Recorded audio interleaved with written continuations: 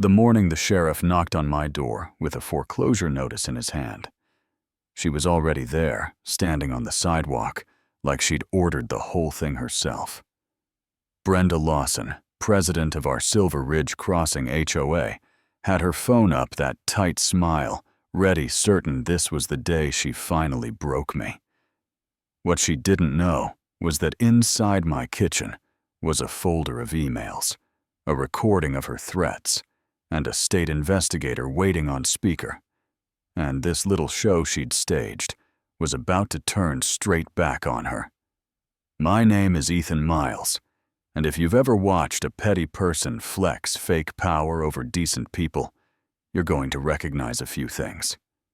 2 years before that morning, I honestly thought I was buying peace. I work remote in software. I keep my head down. I'd just lost my wife. I was trying to raise my daughter and help my dad with his bad knees and heavier memories. So when I found Silver Ridge Crossing outside Phoenix, neat lawns, gate brochure, full of kids on bikes and neighbors smiling like a commercial, it felt like the safest choice. You know what I mean? A place where if you followed the rules, life would stop swinging at you for a minute.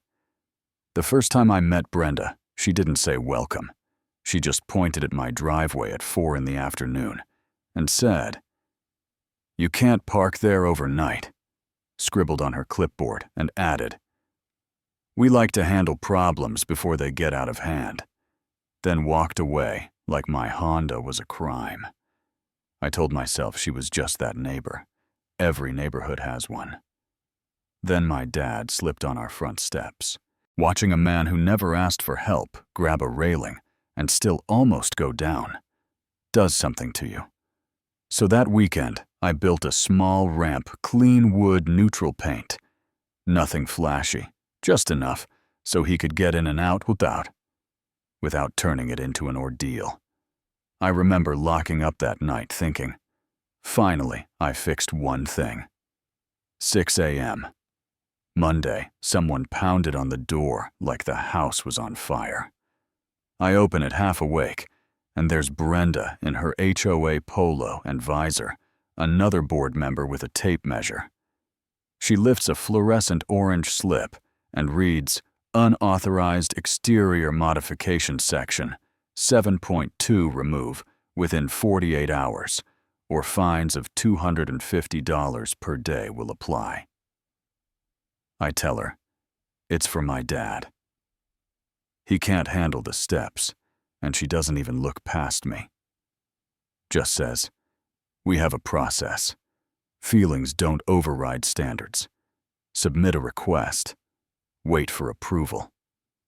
Then build loud enough that my dad," hand on the wall behind me, hears every word. The way his shoulders dropped when she said feelings like that. I still see it. That one burned, but I still believed if I played it right, it would work out. So I apologized, told her I'd file the form. I did that same day. Photos, doctor's note, everything into the HOA slot. 2 quiet weeks where I kept checking email like a teenager waiting on college results. Then a cold line. "We have no record of your application. Fines are accruing as stated." I walked down there, showed Brenda the sent email on my phone. "If it's not in the system, it doesn't exist," she said. "You can resubmit. Current fines stand. No curiosity, no question, just policy as a weapon."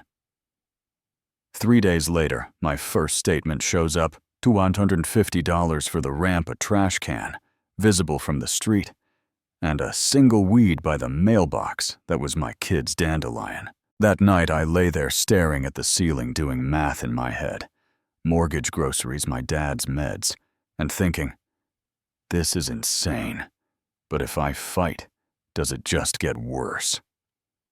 I sent polite emails, tried to talk like a grown-up, went to the next HOA meeting in a collared shirt like that would help. Brenda stood up front with her gavel and said, "Some residents seem to believe they're above the rules," then let her eyes land on me. That slow turn of heads my daughter confused my dad. Shrinking in his chair, that humiliation settled deeper than the fines.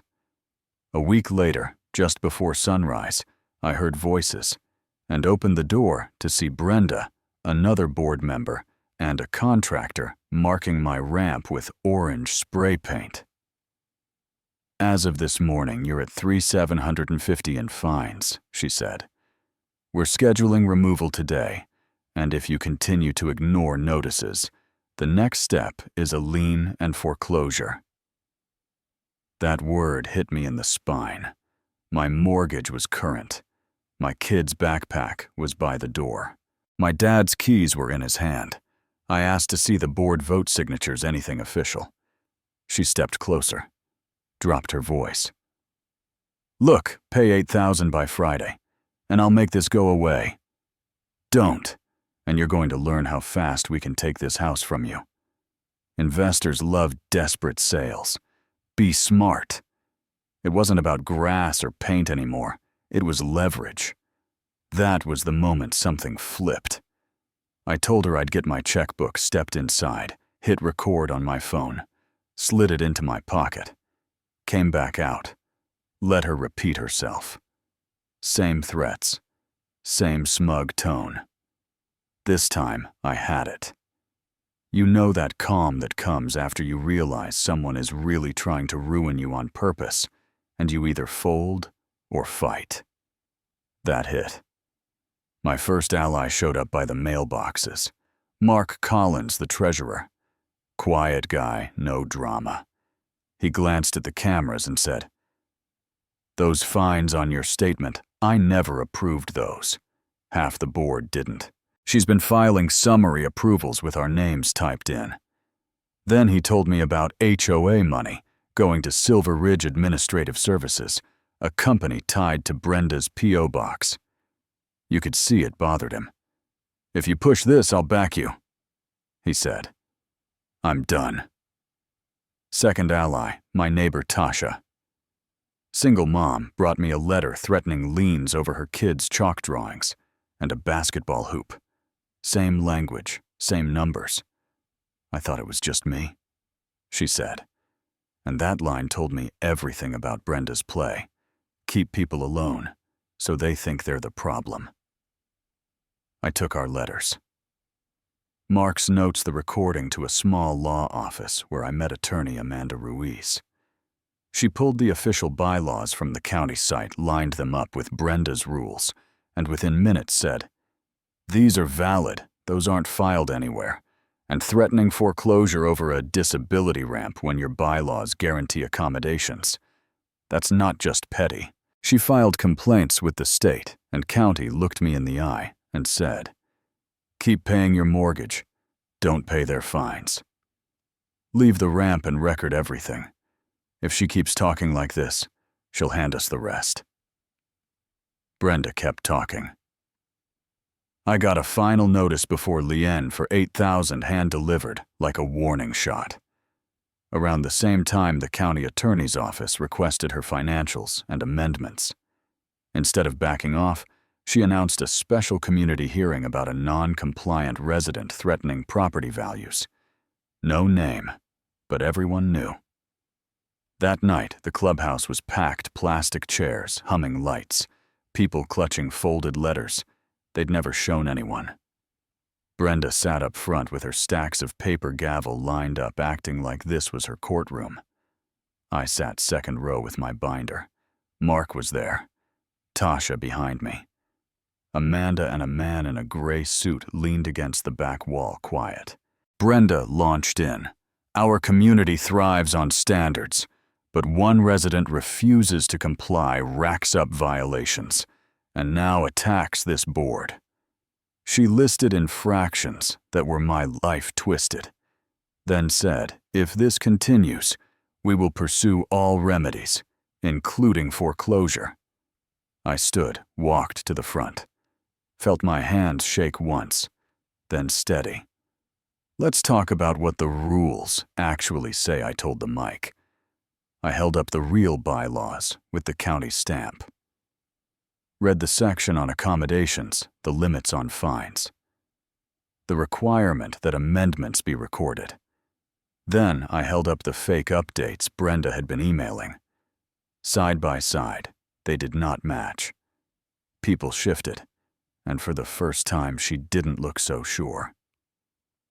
I laid down copies of payments from our dues to that shell administrative account.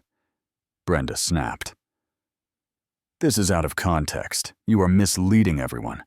And that's when I took out my phone.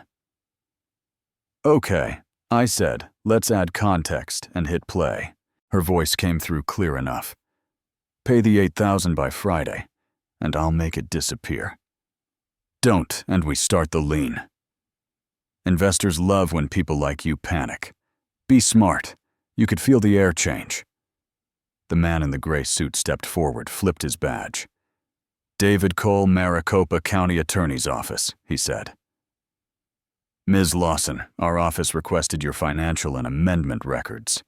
What you submitted does not match county filings, or what we've heard tonight. Effective immediately, you are to step down as acting president pending investigation and cease access to HOA funds and records." She pointed at me. "Tried, he's the problem. He refuses to follow rules." But now other voices rose. The couple fined for a flower pot. The guy threatened over his truck Tasha with her chalk.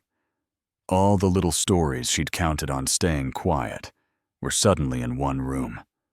One board member quietly picked up the gavel and set it away from Brenda. It was a small movement, but it was the sound of her power leaving the table. Dave's team started collecting documents. Mark handed over what he'd pulled. Brenda was told to turn in her keys. She held on a second too long, looking around like someone might still bail her out, then let go. The investigation later confirmed what we already knew: forged approvals, fake rules, money missing. Our fines were wiped. My dad's ramp was officially approved like it should have been from day one. Brenda was the one explaining herself. People ask if it felt good. I won't lie. There was a moment standing there while her own words played back that felt like balance, like for once the quiet guy didn't get flattened. Mostly, I felt relief, and this cold truth. If I hadn't recorded, if Mark hadn't talked, if Amanda hadn't known exactly where to look, she might have taken my house and slept. Fine. So now I want to hear from you. Was I right to fight this hard over what some call just HOA rules? Or should I have kept my head down and paid to keep the peace like she was counting on? Have you seen this kind of small-time power trip where you live or work, someone hiding behind a title to push around people who don't deserve it? Tell me in the comments whose side you're on, what you would have done in my place, and whether you think HOAs are protecting communities or just protecting people like Brenda.